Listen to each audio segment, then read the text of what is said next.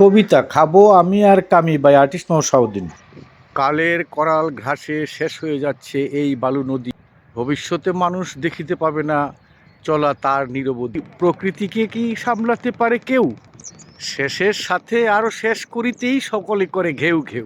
নদীতেও এসে খুঁজে আমি। নদীর ভূমিকে ব্যবহার করে খাবো আমি আর কামি।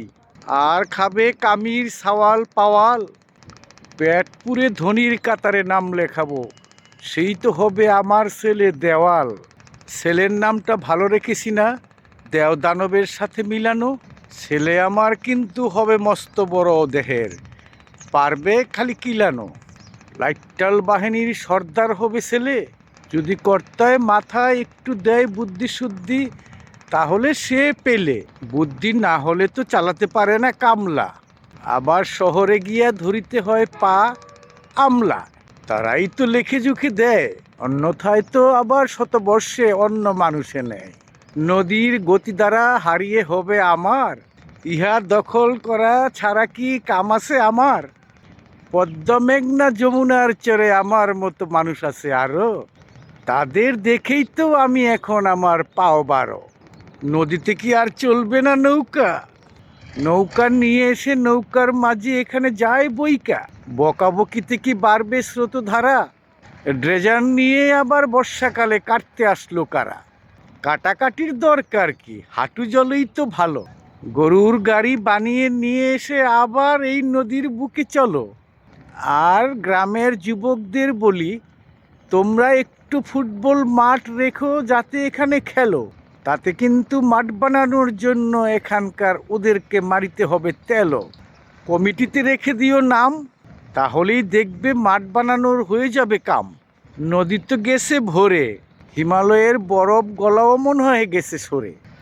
পানির হাহাকার কিন্তু লাগিয়াই যাবে, তখন বাচাদনরা কি করিবে? সারিতে হবে দেশ, চলে যাবে বিদেশ। কবিতা খাবো আমি আর কামি বাই আর্টিস্ট নওশাউদ্দিন। কালের করাল ঘাসে শেষ হয়ে যাচ্ছে এই বালু নদী। ভবিষ্যতে মানুষ দেখিতে পাবে না চলা তার নিরবধি। প্রকৃতিকে কি সামলাতে পারে কেউ? শেষের সাথে আরো শেষ করিতেই সকলে করে ঘেউ ঘেউ। নদীতেও এসে খুঁজে আমি। নদীর ভূমিকে ব্যবহার করে খাবো আমি আর কামি। আর খাবে কামির সাওয়াল পাওয়াল। পেট পুরে ধনির কাতারে নাম লেখাবো, সেই তো হবে আমার ছেলে দেওয়াল। ছেলের নামটা ভালো রেখেছি না, দেও দানবের সাথে মিলানো। ছেলে আমার কিন্তু হবে মস্ত বড় দেহের, পারবে খালি কিলানো। লাইটাল বাহিনীর সর্দার হবে ছেলে, যদি কর্তায় মাথায় একটু দেয় বুদ্ধি শুদ্ধি, তাহলে সে পেলে। বুদ্ধি না হলে তো চালাতে পারে না কামলা। আবার শহরে গিয়া ধরিতে হয় পা আমলা। তারাই তো লেখে জুখে দেয়, অন্যথায় তো আবার শতবর্ষে অন্য মানুষে নেয়। নদীর গতি দ্বারা হারিয়ে হবে আমার, ইহা দখল করা ছাড়া কি কাম আছে আমার? পদ্মা মেঘনা যমুনার চরে আমার মতো মানুষ আছে আরো, তাদের দেখেই তো আমি এখন আমার পাও বারো। নদীতে কি আর চলবে না নৌকা? নৌকা নিয়ে এসে নৌকার মাঝে এখানে যায় বইকা। বকাবকিতে কি বাড়বে স্রোতধারা? ড্রেজার নিয়ে আবার বর্ষাকালে কাটতে আসলো কারা? কাটাকাটির দরকার কি, হাঁটু জলেই তো ভালো। গরুর গাড়ি বানিয়ে নিয়ে এসে আবার এই নদীর বুকে চলো। আর গ্রামের যুবকদের বলি, তোমরা একটু ফুটবল মাঠ রেখো যাতে এখানে খেলো। তাতে কিন্তু মাঠ বানানোর জন্য এখানকার ওদেরকে মারিতে হবে তেলও। কমিটিতে রেখে দিও নাম, তাহলেই দেখবে মাঠ বানানোর হয়ে যাবে কাম।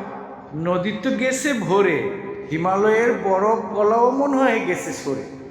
পানির হাহাকার কিন্তু লাগিয়াই যাবে, তখন বাচাদনরা কি করিবে? সারিতে হবে দেশ, চলে যাবে বিদেশ।